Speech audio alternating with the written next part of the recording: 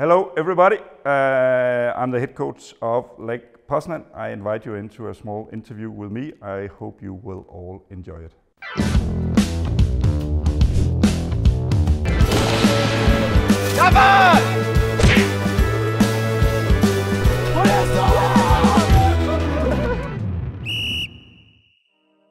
Why Poland and why Lech?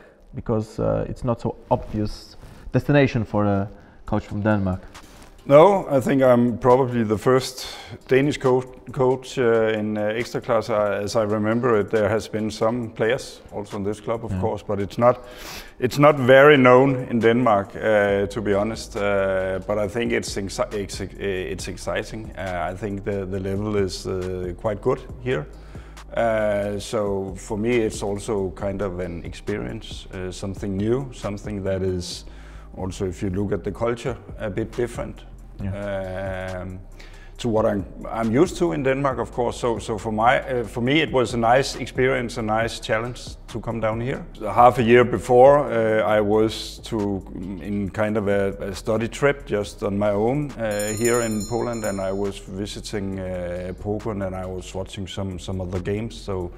So you know, for me it was not that strange. For me it has been a possibility, as also a lot of other countries would be a possibility for me at that time. But it was not that I was thinking, what should I do in Poland? Why should I do that? It was not like that. I think it was exciting, and as long as it's an ambition club with the goal to win the championship, then it's interesting for me also. So what is your first feeling after those few months? You are satisfied by something, or something is not good as you expected before? In general, I'm quite positive. In general, I'm quite positive. But of course, it will also and always depend on the results.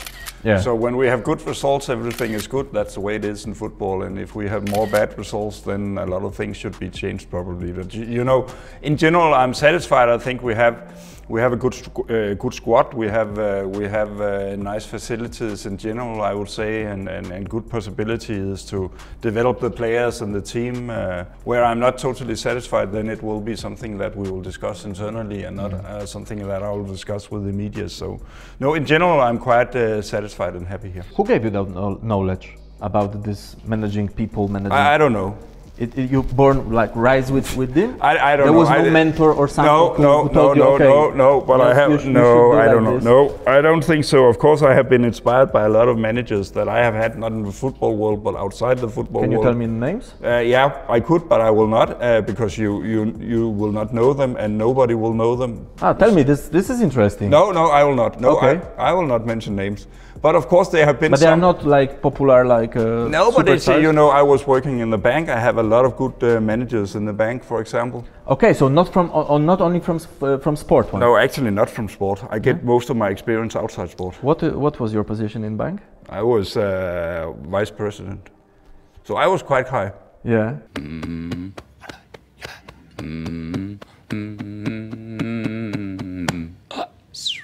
Why you choose to be a coach? Well, you know, I'm educated as an economist. Okay. So I was in the university for 5 years and take my master. When I'm born in Odense actually. Yeah. But for 5 years, and then I moved from Odense to Copenhagen because I get a job in the bank in a department where we were analyzing economics.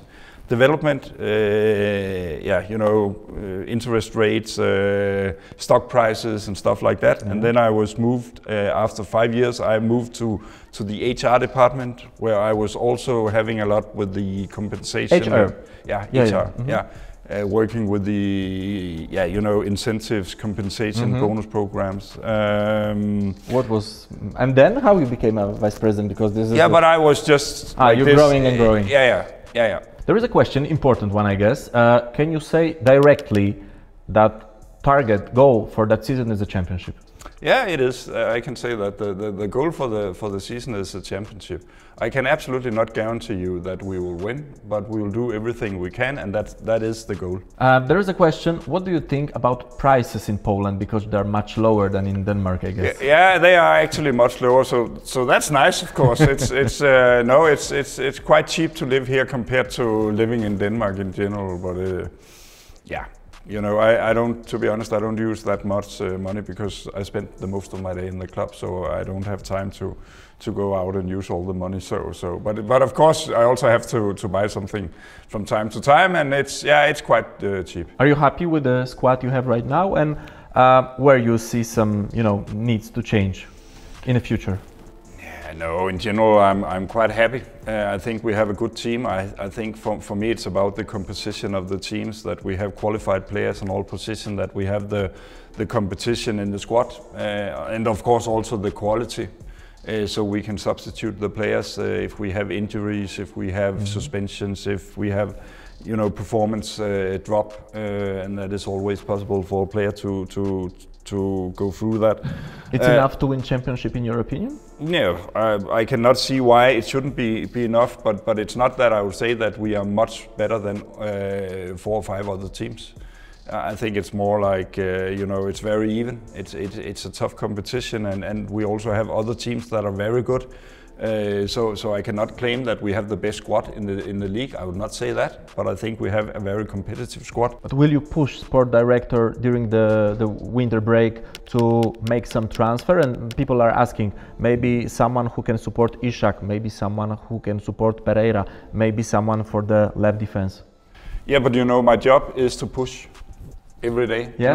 I have to push the players, I have to push the squad, the staff, and of course I also have to push the management, so we can do it as good as possible, so we always can try to improve and do things even better. So I have some ideas, and of course I will push for that, but it's not my decision in the end, and there's a lot of things. But also during winter? It is also a possibility. I think that those questions are also because sport director Thomas Jonsa said in one of the interview that there will be no transfer during next window. Yeah, but I think... Have you heard that sentence? Tylko patrząc w tej kwestii, perspektywie tych celów na ten najbliższy sezon, to mamy kadrę gotową, więc tutaj nie musielibyśmy żadnych dokonywać transferów. It will always depend what if we sell 3 players. What if we have a bid of 3 of our best players that we cannot say no to? Then we of course have to buy some player, of course. So you have to see it in a context. But I agree with Thomas that the window will often not be the most busy window, of course. And I don't think that we will do a lot of things. But you never know what happens, and if we sell a player or a good possibility will show up for us, then of course I expect that we will do it. What do you like to do in your free time? I know that you're working a lot, so there is not much free time, but what do you like to do when you have some free hours, and which kind of music do you like? Oh, I hate these questions. I really hate these questions. Supporters want to know you a little bit more. Yeah, but that's okay. I'm probably a guy who would like to be in the nature as much as possible. So running a trip or bicycling or just walking in the forest, for example, could be a good thing for me just to relax. And then music-wise, I think I'm listening to all kind of music. But I was born in the 1917, so I was youth in the 80s. So I have a lot of music from the 80s. Some would probably think it's a bit old-fashioned today, I suppose, but that's what I'm listening to, a lot of different music. Tell me, have you visited Poznan yet, and have you tried Polish cuisine? Because there is. I have tried. I have been on a restaurant, very traditional Polish restaurant in the city somewhere. I can't remember the name of the restaurant. We had some soup in this, bread. Żurek? Yeah, probably. I don't know what it's called, and we have some meat which was prepared in a special way with a lot of potatoes and these rolls. I don't know what they are called, but yeah, it was actually very nice. It was very nice, but you know, I haven't been that much in the city. Of course, I have been in there a couple of times and just walking a bit around to see the city and see the areas that I would like to see. There is a question: what do you like most? And sorry for my pronunciation, it will be something wrong. Danske schnapps or Danske aquavit, and cakes, I guess, Otello, cake, or jordbærtarte. I do not like any of these alcoholic drinks that you mentioned, these two. I do not drink schnapps at all. I very much like a good cake, so probably it will be an Otello cake, I think. Where will be Kozubal in next 5 years, and have you seen in your career kind of potential like he has? Oh, he has a big potential, no doubt, and I think he is improving every week. When I look at him, he also improved a lot during his loan stay in Katowice. I think he's a really good player with a big potential. But you know, I have always worked in clubs with a very good talent development program and strategy. So I have trained a lot of good players. I have also trained a lot of young guys from the Danish under-21 team, which are now playing, you know, in the biggest club in Europe, Premier League, Bundesliga.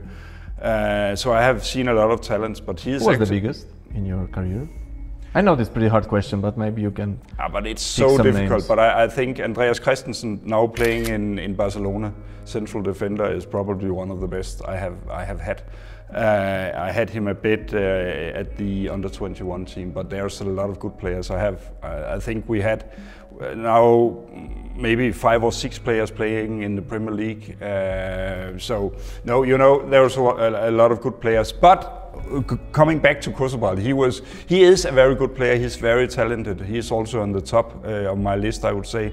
And where will he be in 5 years? It is so difficult to predict, of course, because so many things should go the right way, and no things will have to go the wrong way.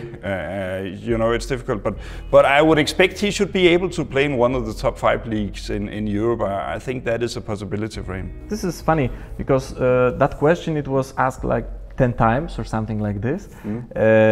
Why Brian Fiabema is playing on the wing? Because he's a striker. No, he's not. He is both a striker and a winger. He can play both positions. Because I think that people recognize him as a striker when he came here. Also, the club bosses said that he's a striker. And I know that. Everybody a little bit surprised because of the but he can play both positions, and he also played before he came here. He played both positions. I know that we called him a striker or number 9 when we bought him, but you know, we cannot call him both a winger and a striker. Maybe he's a bit more striker, but he can also play the winger. And then for me, it's a question about where can I use him at the moment. You know, we have one striker, number 1 in Isak, and he's very good, and he's playing very good. He's scoring a lot of goals, so there will not be a lot of playing time on the number 9. We also have Szdzuij, a good striker. Szdzuij has also played a lot on the wing, not this season, only a few minutes this season, but last season. So, you know, for me it's also about giving the young players some playing time, and then sometimes it can be on the wing. And actually I think Brian is more or less just as much a winger type than he's a number 9 at the moment. And it's important for us also to give Brian some minutes, and he can help the team on that position also. But he has played both positions this year, and he will probably continue to play both positions. Do you still think that player Ariel Balua is a good player? And if yes, why he is not showing that on the pitch? It would be quite strange if I was sitting here saying, no, Balua is a very bad player. And I will not do that, and I don't mean that. I actually mean he's a good player. He hasn't played a lot lately, but he was very good for us in the first 3-4 rounds. I think he has a lot of speed on the wing. He can use his good one-on-one. I have seen him today on the practice, and he was one of the best for him. Yeah, but he is doing quite well, and he is a good player. Then the last 4 or 5 games, I have chosen to play with other players, but he's still, you know, in my head, in my mind, he's still able to play. I think he has a lot of quality actually. But I would also say that we have a lot of competition on these positions. That's probably, if we look at the squad, one of the positions where we have most competition in the team at the moment. So it is difficult. But I expect he will play again. at some point, also later this year. And he is pushing in the training, as you saw yourself. So no, Balua is a good player still. This has been my thinking all the time, actually. Why Bartosz Salomon is not playing? I started out with Milic and Douglas, and they have performed very, very well so far. But it's just because that he came right after Euro, some days later, and yeah, you know, sometimes that's football. You know, and there is a sharp competition, and Salomon is absolutely also qualified to play. I have to, you know, he can also play, but you know, when you have two players in there who perform very good, then it's not so strange that I continue playing with these guys. And you know, very often you will, as a coach, change and substitute a bit more on the offensive positions that you're doing on the defensive position. So you can say that's of course a bit yeah, that's a bit, I mean, strange or difficult for Salomon, of course, but also he is pushing on the training pitch, and I can see when I need him, he will be ready. And again, I will actually expect that he will be needed rather soon, because you know, now we are a bit later in the season, and some of the players have played a lot of games. Some of the players are also playing national team games, so they will play a lot of games. So I would expect that we will have to kind of substitute or change a bit more from match to match in the starting 11 and in the squad than we have done so far. You are Danish, and you are also a fan of Borussia Dortmund, as we know. What would be your choice, Borussia Dortmund or Danish national team? Oh, I really don't know. I haven't thought about that, so I cannot answer that question. I don't know. But it's just true about this Borussia. No, you know, feeling from your side. Yeah, but you know, I like their playing style. At least some years ago, I haven't followed them that closely lately. But you know, I'm watching a lot of international football, and I'm looking for trends and how different teams are playing and what they are doing tactically. And I think it's good to be inspired. I have also been very much inspired by some club in Italy and. But also in Premier League we have interesting clubs. So for me it's more about looking for inspiration. And I was very inspired by Dortmund at one time, as I also was, for example, of the playing style in Red Bull Salzburg. Also they played very interesting football. So that's more what I'm looking for. Do you think that Scandinavian leagues like Danish or Norwegian or Swedish are better, stronger than ekstraklasa? It is really, really difficult to compare, because you know, some things are, you know, if you look at the league in Denmark, it's much more intensive than the league down here. But on the other hand, I think this league has a lot of good players. Really, there's a lot of physicality in it, but it's not that intensive.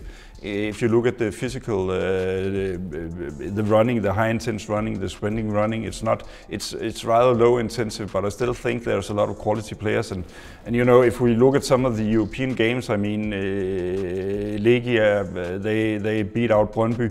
Jagiellonia, they beat FC Copenhagen just a week ago. So I think it's more or less the same level. It's maybe a bit different football style, but I think the level overall is more or less the same. Why Danish coaches or Danish team has a problem with Polish team, which are playing with a low defense? Because if you are looking at the game, you know where is quality. Yeah. But at least the result is, as we have seen. Yeah, but I agree. If we look at the Brøndby games against Legia, I think that Brøndby, to be honest, was the better team.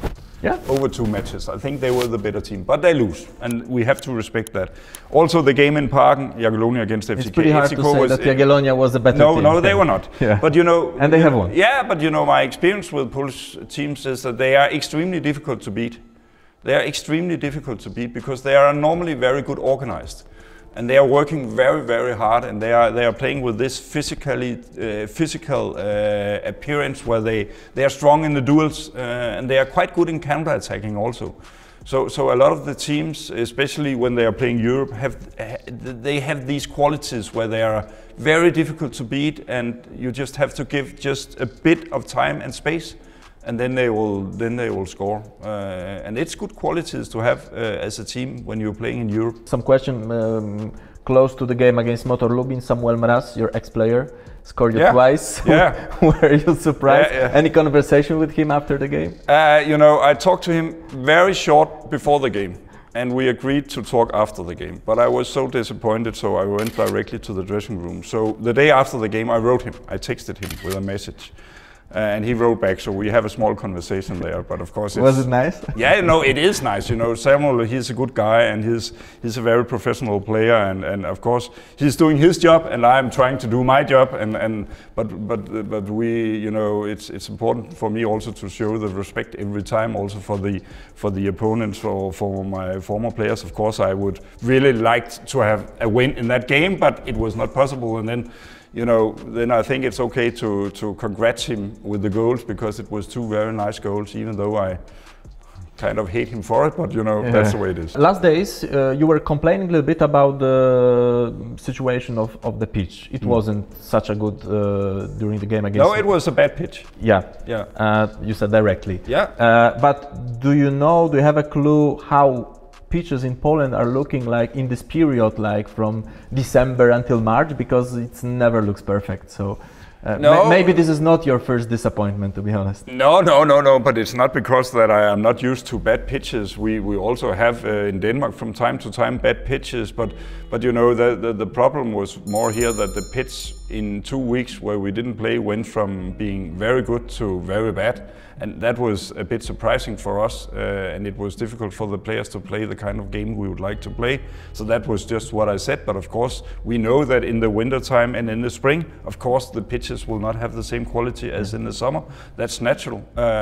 It's also the case in Denmark, so it's not about that. What do you think about the situation between players and the team generally and ultras? Because there is some, you know, I wouldn't say like bad blood, but there is something between. Yeah, but you know, as I understood it, a lot of these things happened in the last season, and I'm new here, and I cannot, to be honest, relate. You don't want to be judged. Like... No, but I cannot relate to what happened last season. It was a bad season. Of course, everybody, the fans, the players, the club, everybody was disappointed, and you know, something happens there, and I cannot relate to that. I can only say that I think that I like the atmosphere that they are doing during the games. It's I think still that we have this push in the stadium when we play home is important for our players. It will also kind of push the opponent. So I like when we are a lot of fans in the stadium and they are making a lot of noise and making a good atmosphere, pushing our players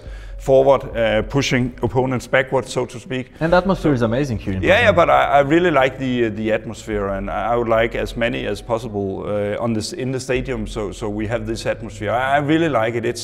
It's a very good atmosphere, and yeah, it's important for the team, and that's what I can say and will focus about. I hope that we in every game will have this atmosphere, because it will help us.